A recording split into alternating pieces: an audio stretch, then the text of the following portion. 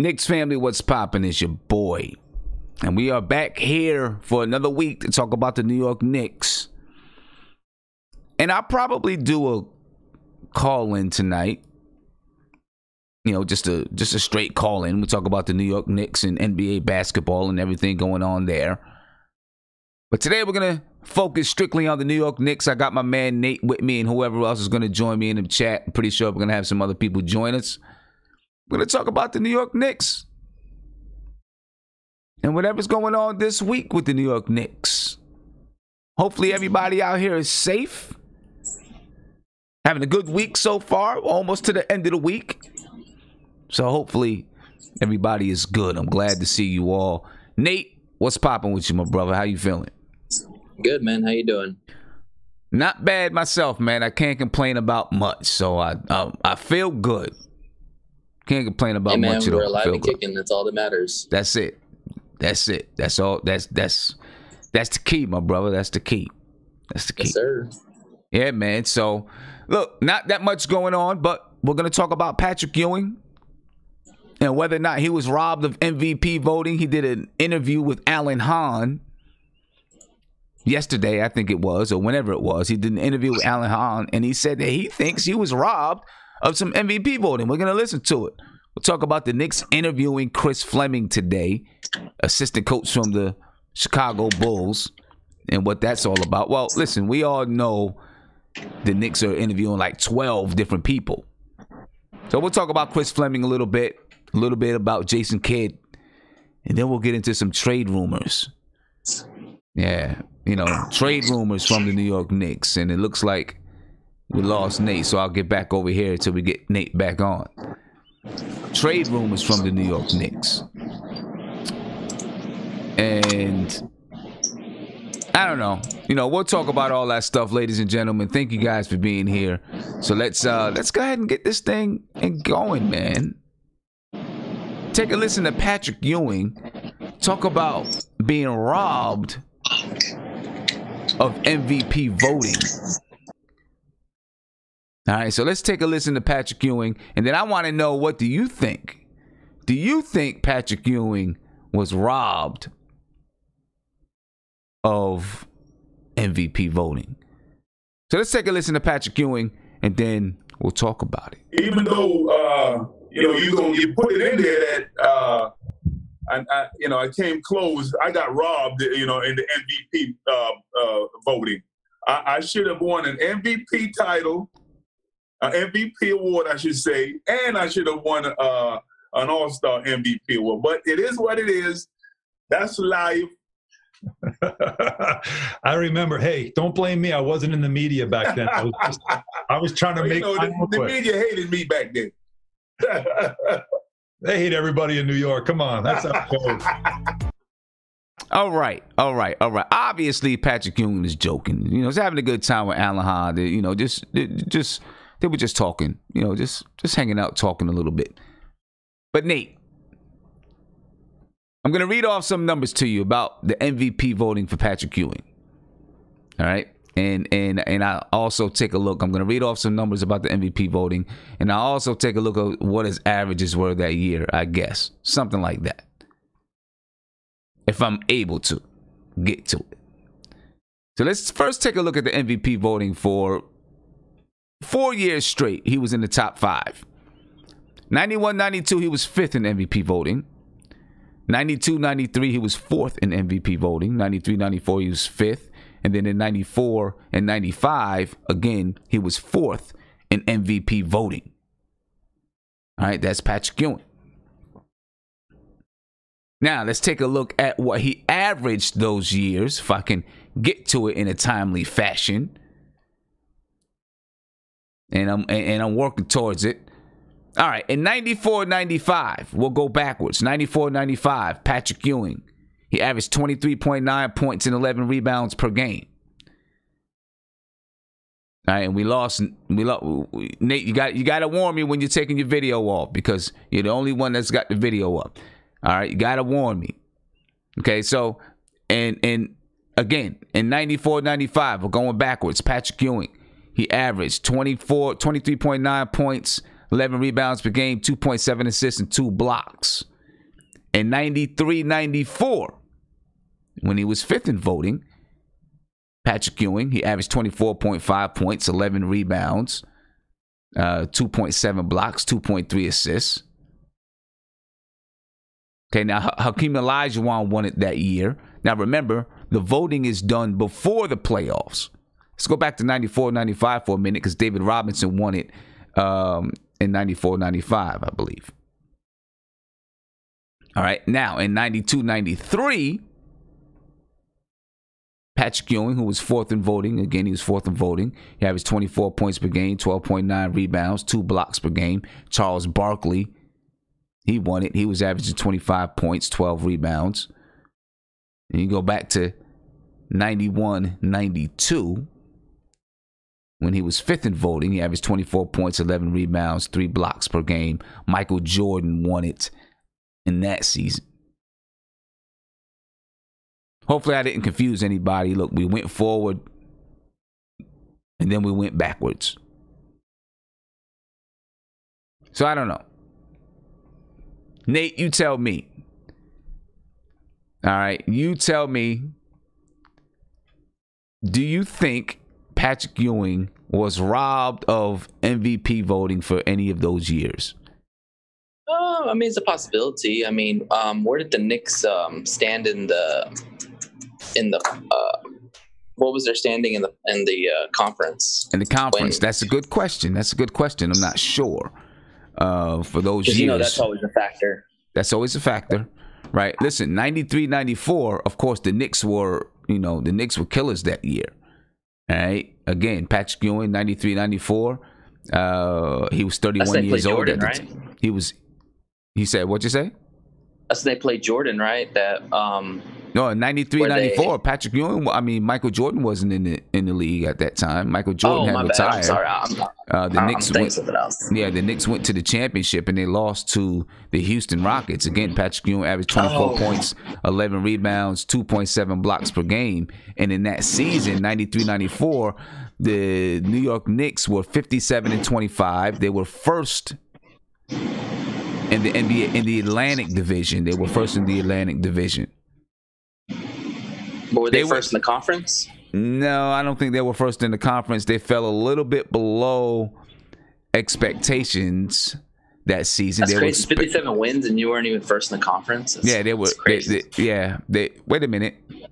Actually, they were expected to be 60-27 that season. Let's see if I can find the standings for that season and where they were. I'm not sure where they were in the standings for that season. But they were expected to be about 16-22. They ended up being 57-25. I guess you can say that they fell below expectations, but that's right around where they should have been. That's still a really good record. I mean, even if they were in the top 3, I mean, absolutely, he should have got more consideration for MVP. I think the Rockets were number 1, right, in the West with Olajuwon. In the Western, I'm not sure what they were in the Western Conference, but looking right now, the Knicks were 57-25. They were third. They had the 3rd best record in the league. Third. The Seattle Supersonics were 63-19. The Houston Rockets were 58-24. The Atlanta Hawks were 57-25, and the New York Knicks were 57-25 at that time as well. Yeah, I mean, so they had definitely did get cheated. The 3rd or 4th best record in the league. But that's the problem with New York, man, is there's like this New York bias. Like the guy was joking around with Patrick Ewing. Everybody outside of New York hates New York. I don't know what it is. I almost bet you that if the Knicks were to have like just a crazy season where they won 50 games, I guarantee you the best player in our team probably would barely get a sniff at the MVP. Just because there's this New York bias against the Knicks. I don't know what it is. Look, when Carmelo Anthony, was with the Knicks and he had one of his best seasons, coming off of the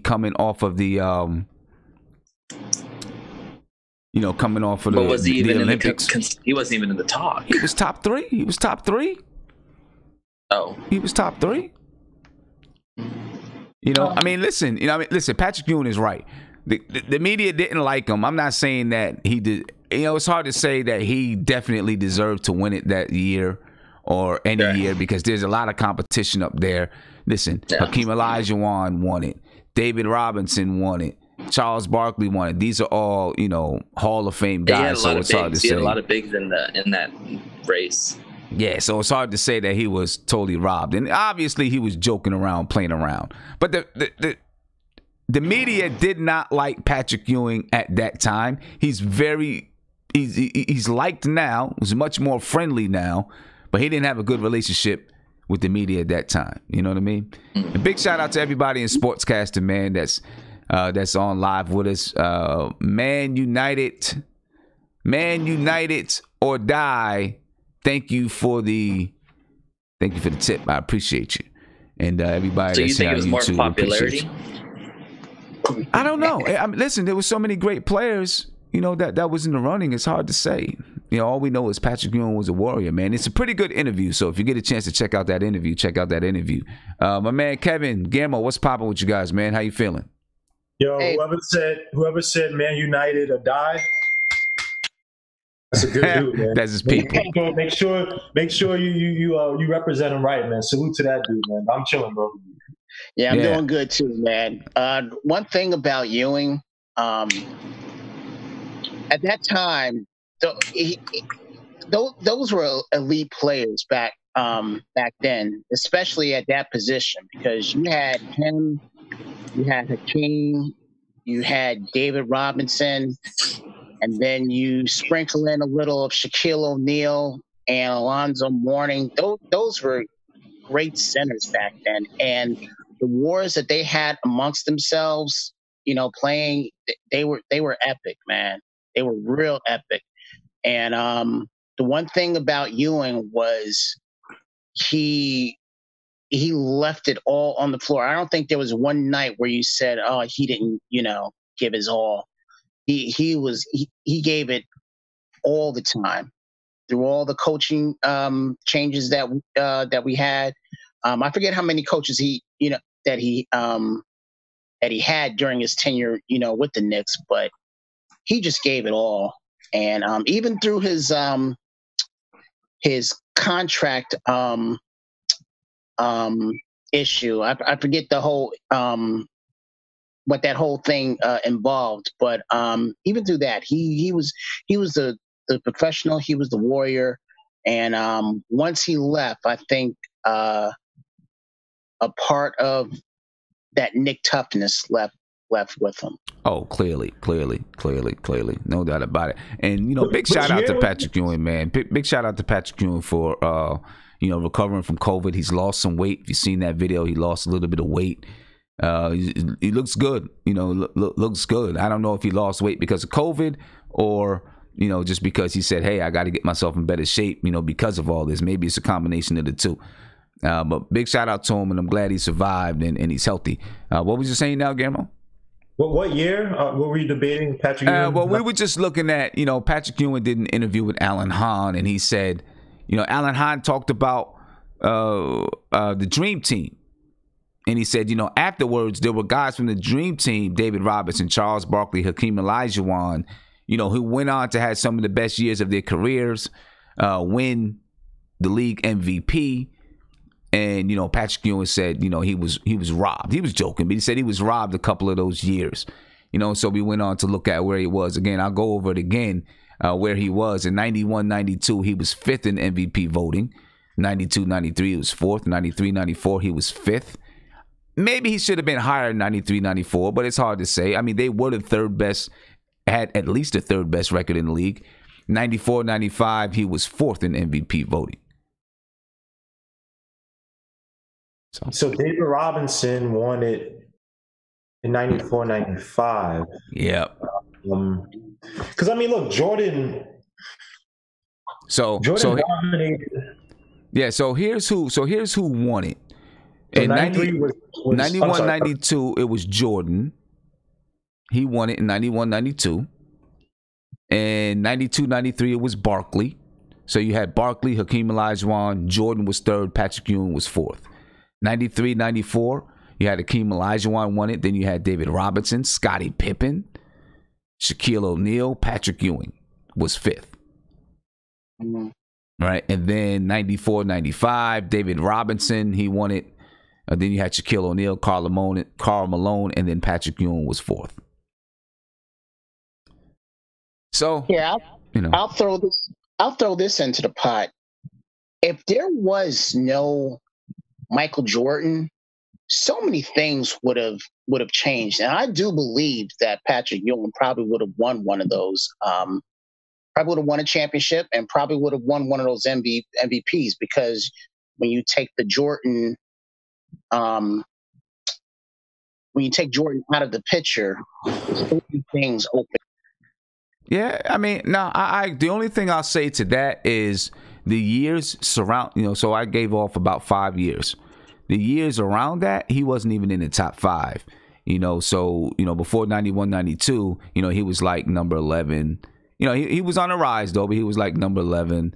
After 94, 95, after 94, 95, he wasn't really mentioned as one of the, he wasn't in the voting as much. He was breaking down. He was old, right. Right. So when David Robinson won it, was that the year he scored like 70-some points? That might have been. That might have been the year he scored like that.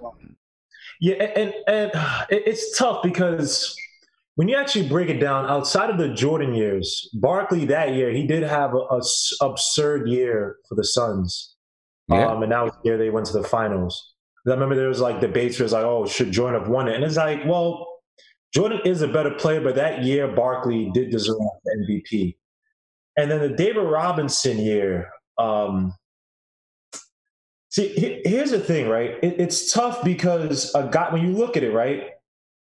And David Robinson, they didn't really have anybody really on the Spurs, right? I don't remember they have Sean Elliott even? I don't remember who they had on that team. I think they did, because I forget when Sean Elliott went to Detroit first.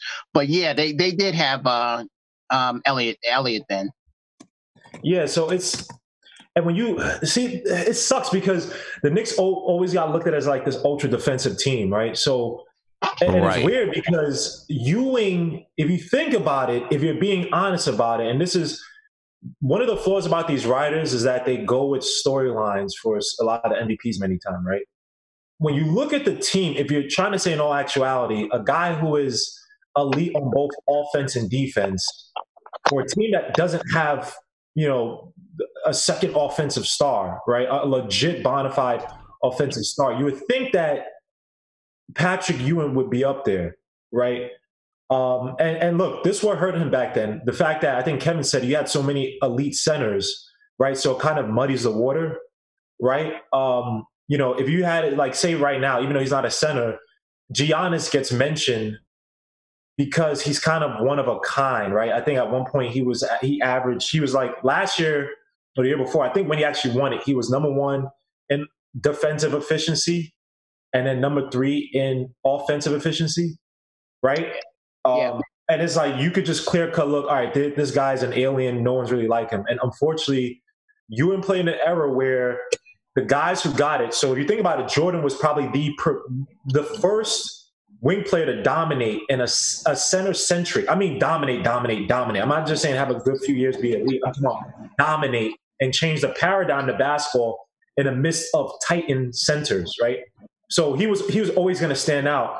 And then, obviously with David Robinson being who he was, and the Knicks also had a bad rep, especially when they had Pat Riley, they had this rep of, they're just this dirty team that just knocks you out and stuff, which is not really even just the truth. I mean, yeah, other teams are doing the same thing. I mean, the Pistons were doing the same thing. So Patrick Ewing, I don't know if he got robbed by voters per se. He got robbed by the era. The only thing I would say is the only season I would say that maybe it's possible is 93, 94.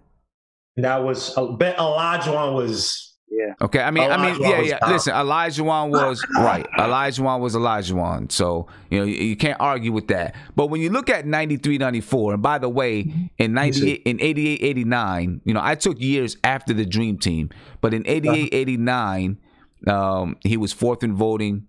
He averaged 22.7 points and 9 rebounds. In 89, 90, he was fifth in voting, and he averaged 28.6 points and 10.9 rebounds, along with 4 blocks. Okay, that's a dominant year. But who won it that year? Magic Johnson. Magic Johnson won it that year. Magic Johnson averaged 22.6 rebounds and 11.5 assists per game. I wonder why. Right, he's a victim of the time, bro. And then you had Charles Barkley, who was second. Jordan was third that year. Karl Malone was fourth that year. Patrick Ewing was fifth that year. But man, 28.6 points. That's dominant. 10.9 rebounds, 4 blocks per game, man. He was dominating. What did David Robinson Can I just tell you the year that Hakeem Olajuwon won, how stupid – I miss old basketball. This is how stupid that year was, 93, 94. Patrick Ewing was fifth at 24.5 points, 11.2 rebounds, 2.7 blocks. What the hell?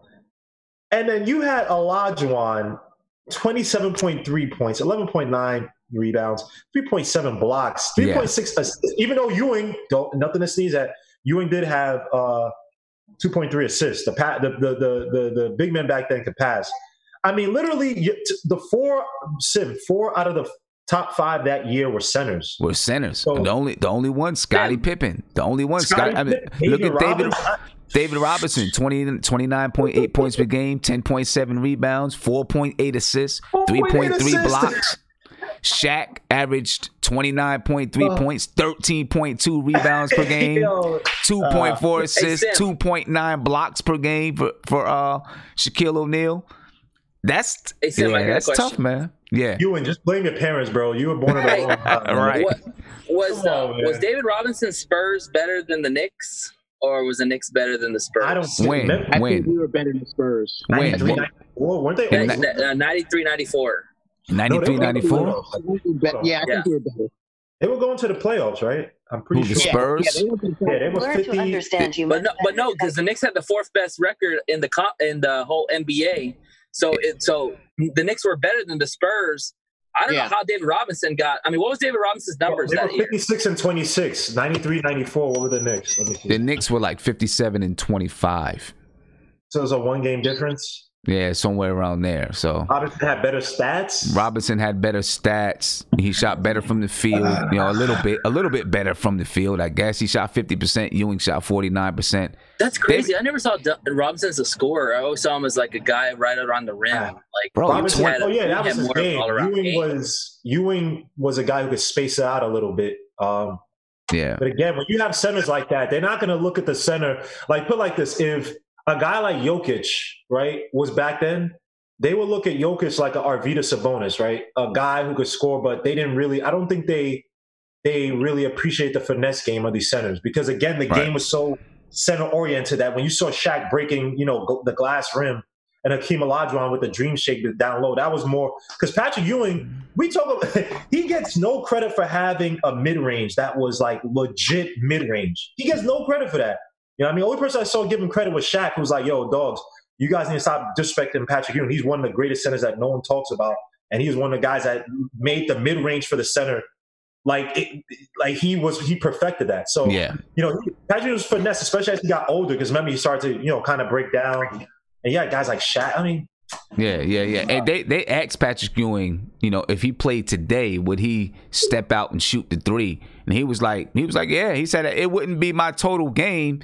He said I'd still dominate in the post, but I would definitely step out and shoot a couple 3s. And look, he had the form, he had the shot to be able to step out and make a couple of 3s. Now he shot 29. I don't know what he shot throughout his career from 3, but it wasn't high. Let me see, Patrick Ewing. But the attempts weren't there, right? Now the attempts weren't there, because big men just didn't step out and shoot 3s like that.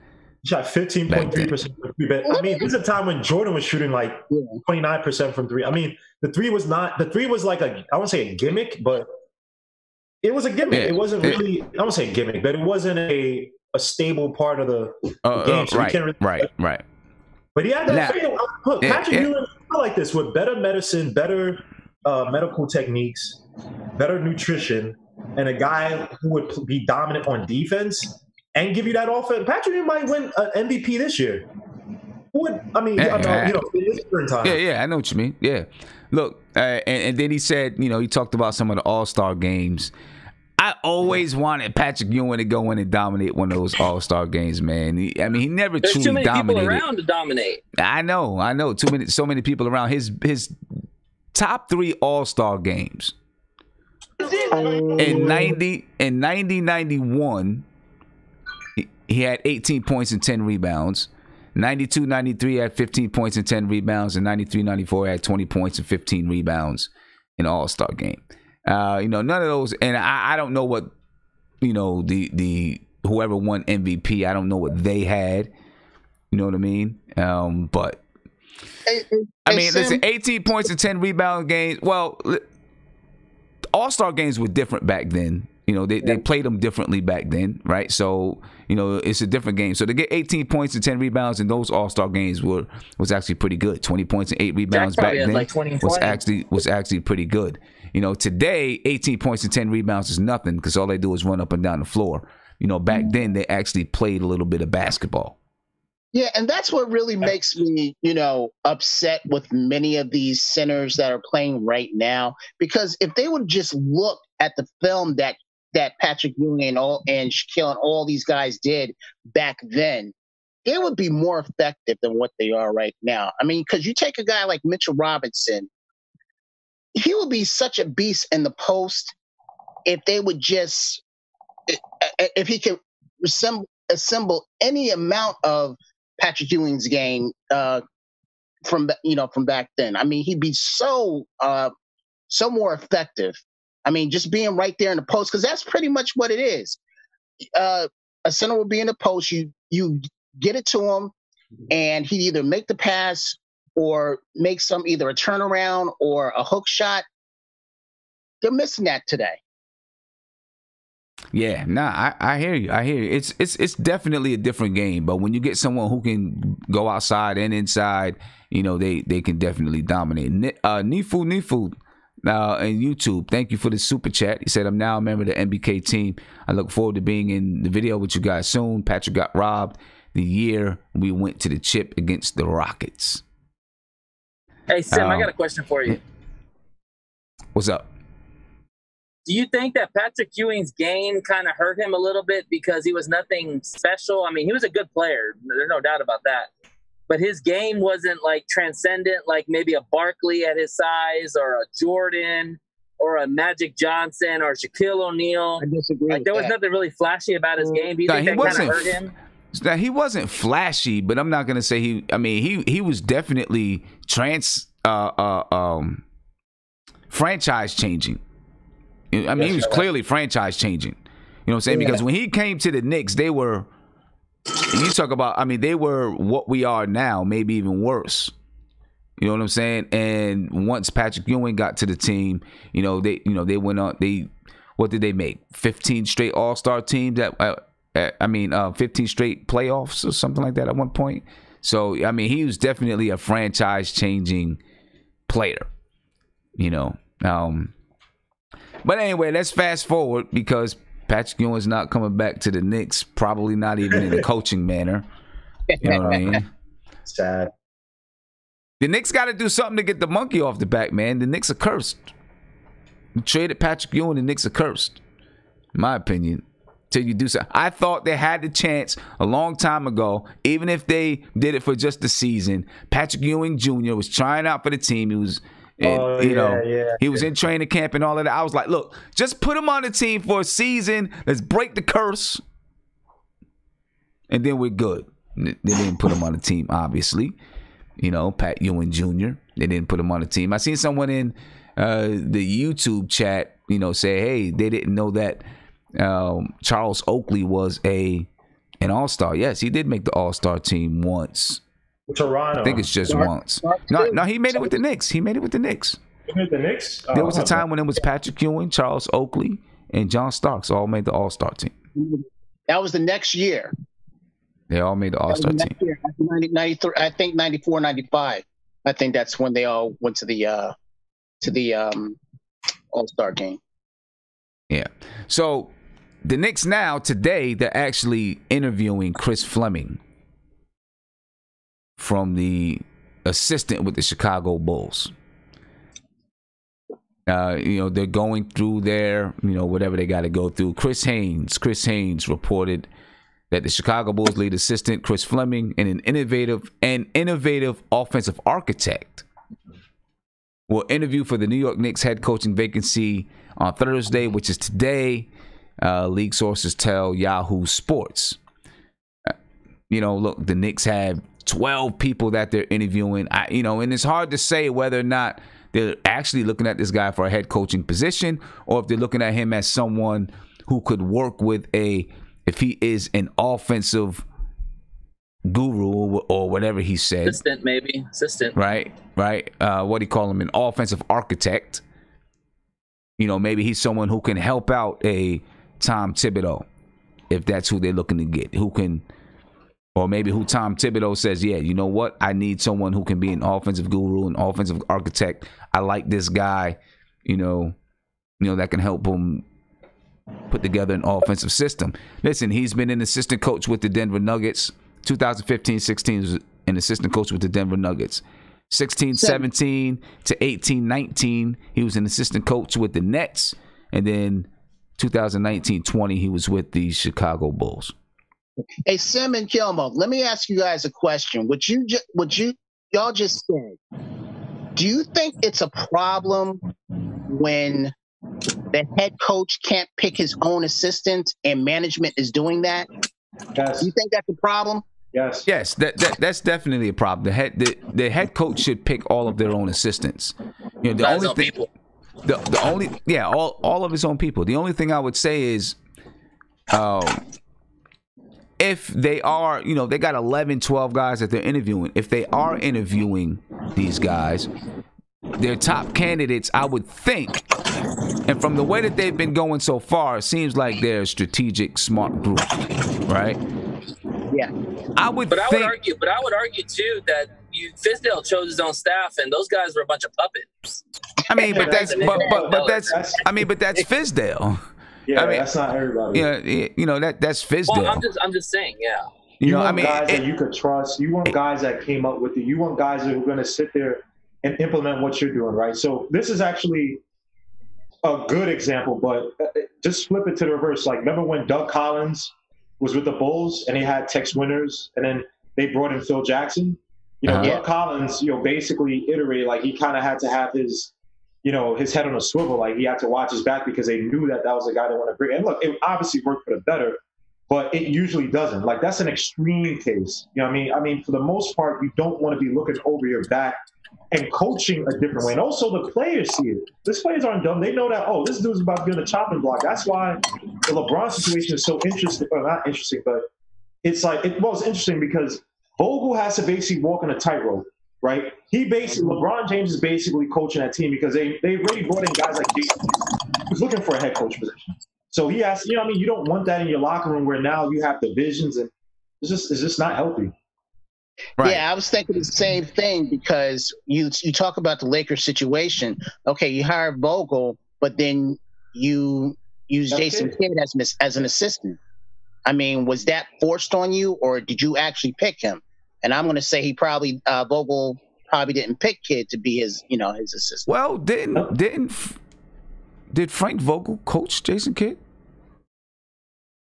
No. Are you thinking about Frank Lawrence too? Oh yeah, Frank Lawrence. Yeah, Frank Lawrence. Frank Lawrence. I think it's Frank Lawrence because Vogel was with the Pacers. With Lawrence Frank. Lawrence Frank. I'm sorry. Lawrence Frank. Yeah, Lawrence Frank. Yeah, Lawrence Frank. I have a last name as your first name. Your first name. Right. It's weird. What's wrong with you? Yeah. I mean, I think coaches have to pick their assistants in those type of things. You know what I'm saying? Sir. It has to happen that way. And now, a coach could say, let's say Tom Thibodeau is the guy, right? And the Knicks think Tom Thibodeau is the guy, and they could say, hey, who would you like? Who would you consider? Give us a list of names, right? And then they go and start interviewing those guys, you know, that's on that list. So, you know, those type of things could happen. You know, I don't know how serious, and that's what I'm thinking about guys like Chris Fleming. You know, he doesn't have much of a coaching history. Right. You know, 5 seasons as an assistant coach, not much of a coaching history. You know, so that's what I'm thinking. It's probably them saying, you know, looking at, you know, maybe listen, he was with the Nets for a couple of years. Kenny Atkinson, of course, with the Nets, right? That could be someone that Kenny Atkinson said, yeah, if I take your job, I want Chris Fleming. Mm-hmm. Right? Because, you know, Chris Fleming was with the Nets from 2016 and 17, 2017, 18, 2018 and 19. So, I don't know. Things could be lining up. Listen, the Knicks interviewing Chris Fleming, maybe as an assistant to Kenny Atkinson. Of course, Kenny Atkinson. And then, what's his name that they just signed from the Nets that they picked up off waivers? Hey, everybody. Pinson. Theo Pinson. So I don't know. Maybe it's lining up for Kenny Atkinson. Put that guy in the same category. The reason why we're saying that is because what if Kenny Atkinson said, "Hey, bring this guy because he's a locker room guy that I like." You never know. You know, we'll find out. It's July 9th. They said by the end of the month we're going to find out who the coach is going to be. We'll find out. Of course, Jason Kidd also interviewed for the job as well. And once Jason Kidd interviewed, you know, all the rumors about Giannis and those type of things come out. You know, does interviewing Jason Kidd get you closer to Giannis? Blah blah blah blah blah blah blah. You can hire one coach for the possibility to sign, and that's the thing that makes other players disrespect the Knicks or not have respect for the Knicks. But it's like, dogs, you hired one coach who has a mixed history. Even with Giannis, it wasn't as if the Bucks won a championship or got to the finals. I mean, I really hope we don't do that. I really hope Leon Rose goes the organic route. I hope not. I hope not too. Oh my gosh, just to get Giannis, and then say we don't get Giannis, I have Jason Kidd, and say Jason Kidd wants to get rid of a guy like RJ or even a guy like Mitch. If it doesn't warrant it, right? Because I don't want another Larry Brown Ariza thing. We don't need these coaches coming in, doing trash and then getting fired 2 years or a year after they get hot. It's like, dogs, get the right coach and build the organic way. Get the wins the organic way. Draft the right way. Build a proper team structure. When those free agents come, when you're in a position like the Clippers to make that type of move, where you already have 40 wins off of bare bones, whatever your team is now, then you get them and you get the Kawhi, you get the 50, 60 wins. Do that. But all this... I just think New York media right now is just boring. But of course, that's the media. That's the media. We don't know. Yeah. You know, we don't know what their mindset is in interviewing Jason Kidd. I don't think he's going to become the Knicks head coach. I don't want him. I just don't want it. I feel like the same thing. My same reasoning, and you all notice that Mark Jackson is not on the list. But my same reasoning for not wanting Mark Jackson. It's not that Mark Jackson is not a good coach. I just feel like, and you're going to have 50%. You're going to have 50% people saying that we're doing the wrong thing with not giving Mark Jackson an interview. Of course. You know, but I just feel like the personality is too big. Yeah. Right now for the New York Knicks with Mark Jackson. That's all. I don't, anything that happened in Golden State with all of that, I don't have all the details. I just feel like the personality is too big. And with Jason Kidd, it's not just the personality. It is also the just stuff that comes along with Jason Kidd. Hey, Sim, I got a question. What's up? I don't know if you did this already, but are you going to do a show where we maybe talk like maybe the top 5 candidates for the head coaching job? Oh man, we've been through. I mean, yeah. Well, I know you've been doing them segments, but like, I mean, I didn't know if you narrowed it down to like the top 5 or something. No, I didn't narrow it down. We just been through I don't know how many coaches. That's fine. But I guess we'll find out in a couple of weeks, man. Guess we'll find out in a couple of weeks. Hey, sir. What's going on, man? Ain't nothing much, man. Just I'm trying to enjoy this beautiful day. About to go wash my car real quick. Okay. Nah, yeah, man. I got you, big boy. I'll take care of the top 5. Go to Isaiah B93 on Sportscaster. Shamelessly plugging my channel in. This is what we do. For you, big bro. Anyway, I'll go ahead and mute that real quick. Ladies and gentlemen, we are heading on over to Sportscaster for the remainder of the show. We're going to talk about trade rumors.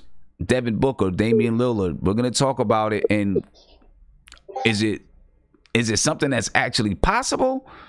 Or is it just talk like everything else? So make sure you join me on Sportscaster. The link right now is in. Actually, before I do that, though, Guillermo, you wanna go ahead and talk to everybody about what's happening later, because this guy, Mr. Isaiah, tried to throw in a shameless plug. I'm not gonna let him do that. We're not gonna let him do that. So Guillermo, you get these guys out your way. Go ahead, man. Yeah, man. Again, mute yourself, Isaiah. Mute yourself, man. My channel, Legion of Knicks podcast, man. Some of you guys already saw the first video I put out breaking down the Knicks versus the Blazers. I got another video coming out today at 7:15 p.m. It's just a small little breakdown, a little cheeky, not to say parody, but a little lighthearted breakdown of certain Knicks players and their exposure on social media and the stats that came in the season after that. So, just check it out. Subscribe to the channel, Legion Knicks podcast. I'm going to be having some live streams as well. We just talk-ish. I'm also going to have some stuff on Sportscast as well. I'm trying to put some on Devin Booker. Just a quick discussion on Devin Booker and his possible impact on the Knicks, either today or tomorrow. I'm hoping to do it today.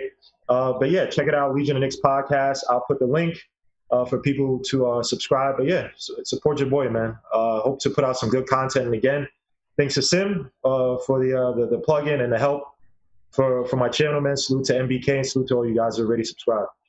No doubt. Make sure you guys check that out. And we'll get back to the rest of the group here. Since they, we'll go ahead and get back to the rest of the group. Let me let Andy in the chat. Andy's trying to get in. But ladies and gentlemen, as I was saying, I'm heading over to Sportscaster. So make sure that you join me on Sportscaster right now. The link is in the chat. The link is in the chat so that you can get over to Sportscaster and join us as we're going to talk about trade rumors. All right, the link is in the description of this video. It's also in the YouTube chat right now. All right, so get over there for the remainder of the show and join us. Make sure that you follow us on Sportscaster. We got the entire NBK network. So if you go on Sportscaster, sportscaster.com/NBK, and you can see videos, independent videos from the entire crew. So make sure you get there. Andy just did his first video the other day. So make sure you get there, ladies and gentlemen. I will see you on Sportscaster. I'm up out of here. Sportscaster, you guys stay tuned.